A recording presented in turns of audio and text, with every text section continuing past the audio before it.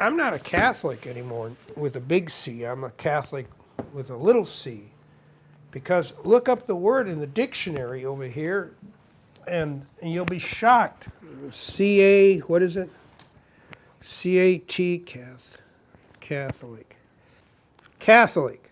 It says whole, universal, all-inclusive, of general interest and value, hence, having broad sympathies and understanding, liberal.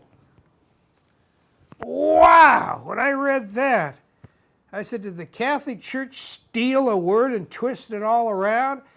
It says liberal. It's amazing how everybody begins, I mean, we all begin not knowing very much. And then once a person is successful, people start assuming, oh, well, you know, he knew how to be a writer, Louis L'Amour, or I knew how to be a writer, and they have no idea that I didn't know crap. We were all meant to shine as children do. We were born to me, it was verbal. I'd come home and my father would tell me stories of how he took care of the goats and how he raised a calf, a black calf that had been orphaned. The wolves had killed the mother, and the uncle gave him this calf, and he raised it with the goats. So the little bull grew up jumping on the rocks like a goat and thinking he was a goat. He'd never seen a cow. And he'd tell me these stories. Then he'd say, now tell me a story. So we would tell stories. My parents told me Mexicans always got knives. I said, I didn't know that. I'll bring one tomorrow. I'm a storyteller around the campfire. And we got to turn off the TV and tell stories about each other at the dinner table. You know, ask the kids, what happened to you today? And then don't look at the newspaper, this, that. Spend time with your kids. Spend time with each other. Get to know each other through our stories. Personal stories, embarrassing stories, first stories about anything. The fame is really not important. What is important is the act of storytelling. I'm telling people to take the time to write them down in a journal. Because when you take the time, you're redigesting. It's like the cow chewing her cud.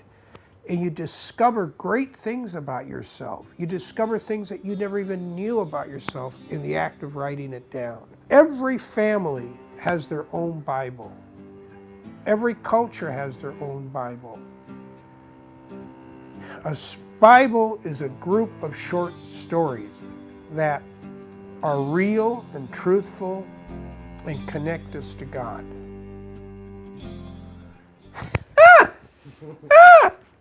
As a professional writer, do I measure myself by the money?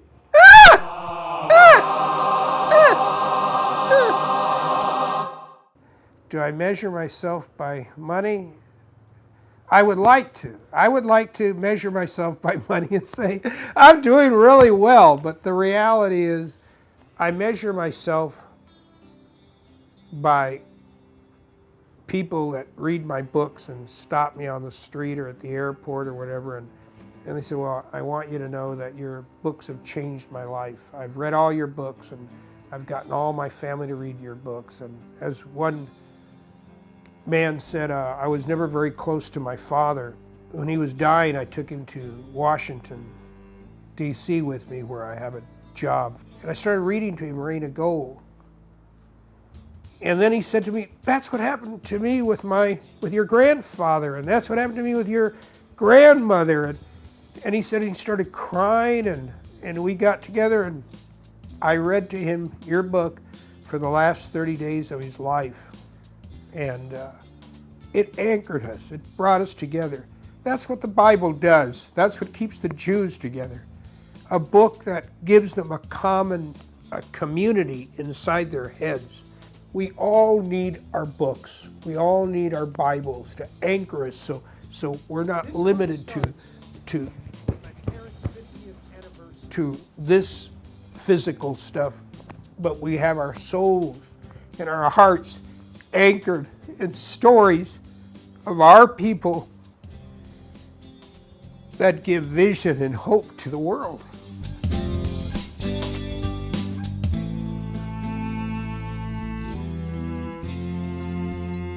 I know deep inside me that if I just don't think about it, really good things are going to happen. Words are going to come out of me.